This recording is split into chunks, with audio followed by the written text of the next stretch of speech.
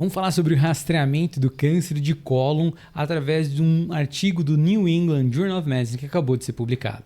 Vem comigo!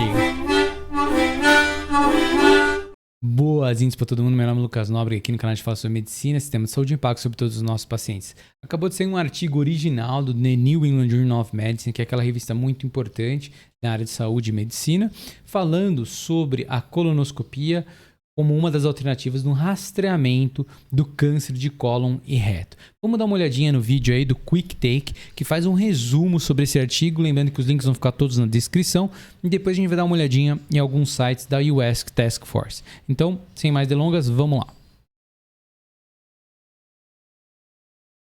Então esse artigo é um artigo bastante novo, bastante recente, aí, foi publicado aí 27 de outubro de 2022, ou seja, foi publicado hoje. The benefits of colonoscopy screening for reducing the risks of colorectal cancer and related death are unclear. A new trial assessed the 10-year effects of colonoscopy screening on those clinical endpoints.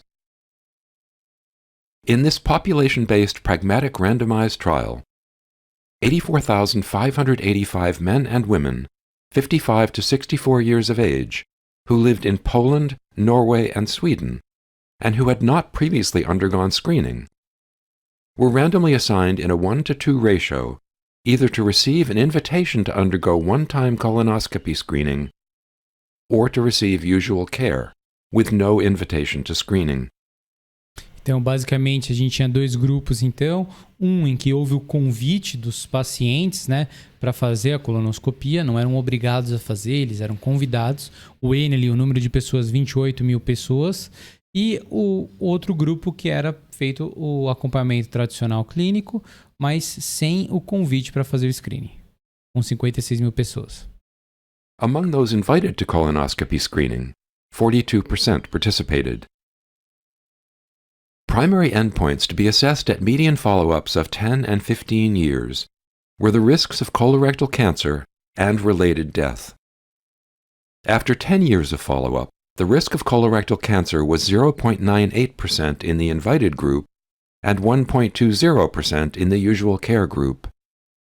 Então aqui, ó, é interessante a gente conversar sobre essas porcentagens, né? Porque está falando qual que é o risco de câncer coloretal, né? Nos grupos, né? Então no grupo da esquerda, que é o grupo em que foi convidado para fazer a colonoscopia, e no outro grupo, qual que é o risco para o grupo que não teve esse convite.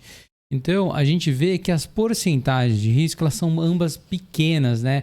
Normalmente, a gente pensa que é super alto o risco, né? A diferença entre os riscos entre um grupo que recebeu ou não um rastreamento. A gente vê aí que, apesar de haver uma diferença entre eles, a gente pode ver isso pelos intervalos de confidência, né? De confiança, intervalos de confiança que representam aí entre parênteses, que existe uma diferença entre eles sim, só que se a gente vê que a diferença é bastante pequena, mas existe, ela é estatisticamente significativa. And the risk of death from colorectal cancer was 0.28% and 0.31%. Novamente, a gente está falando aí então de uma diferença bastante pequena e aí já não tem uma significância grande, a gente pode ver pelo intervalo de confiança, né? In adjusted per protocol analyses, the risk of colorectal cancer was 0.84% in the invited group and 1.22% in the usual care group. And the risk of death from colorectal cancer was 0.15% and 0.30%. Então, novamente, aí já existe uma significância estatística e existem as diferenças aí do risco de morte para o câncer coloretal. E é interessante notar, acho que o conceito interessante dos gráficos aí é que essas porcentagens elas variam, mas variam muito pouco. Às vezes a gente acha que vai ter um impacto enorme, brutal do rastreamento. Ele existe uma diferença estatística significante, mas ela não é gigantesca como muitas pessoas podem achar. The authors estimate that 455 participants would need to be invited to undergo screening to prevent one case of colorectal cancer. Então aqui, ó, mostrando exatamente o que a gente estava conversando, né? Então, são necessários 455 pessoas fazendo colonoscopia para prevenir um caso de câncer coloretal.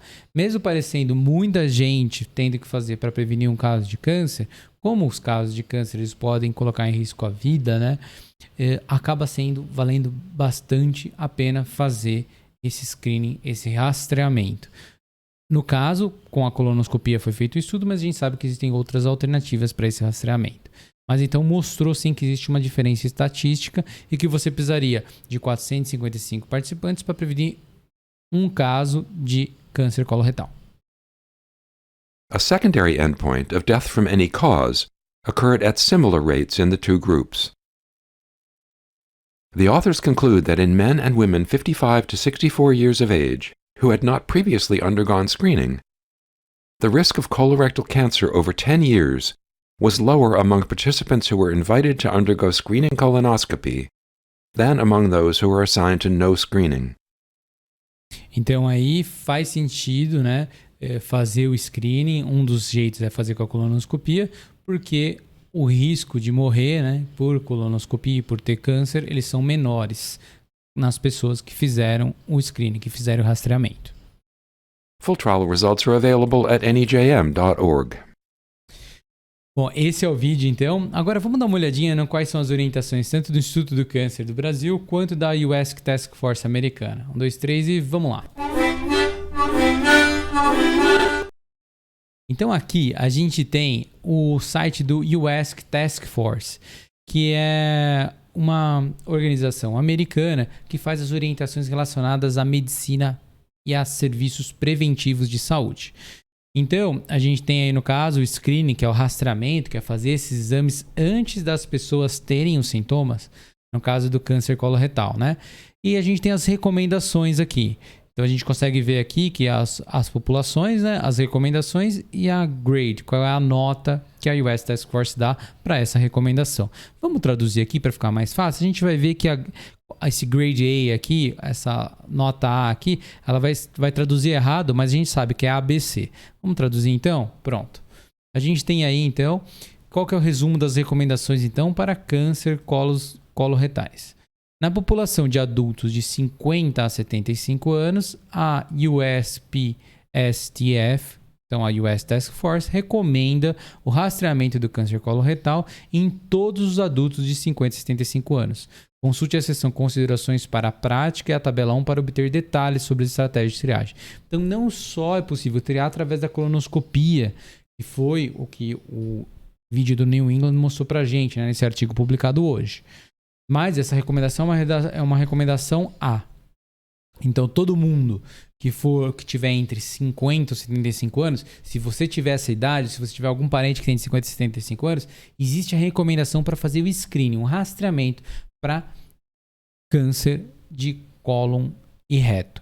Não necessariamente por colonoscopia, a colonoscopia é uma das opções. Adultos de 45 a 49 anos, a US Task Force recomenda o rastreamento do câncer coloretal em adultos. Consulte a seção também para as recomendações. É uma recomendação B.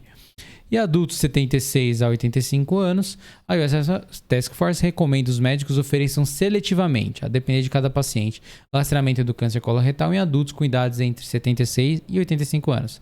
As evidências indicam que o benefício líquido da triagem de todas as pessoas nessa faixa etária é pequeno. Ao determinar se o serviço é apropriado em casos individuais, pacientes e médicos devem considerar a saúde geral do paciente, histórico de triagem anterior e preferência. Então, o que está mostrando aqui? Está mostrando aqui que, inequivocadamente, então, a gente deve fazer o rastreamento em toda pessoa que tem de 50 a 75 anos. De 45 a 49 anos, existe sim evidência e é indicado. Agora, de 76 a 85 anos, é caso a caso. Vamos entender o que é o A, o B e o C. O A, então, foi traduzido errado aqui, a tabelinha do US Task Force, representa que qual que é a sugestão da prática? Ofereça o serviço. A B também é ofereça o serviço, apesar de o benefício ser diferente do nível A. E, no caso do C, qual que é a orientação? Oferecer ou fornecer o serviço para pacientes selecionados, dependendo das circunstâncias individuais.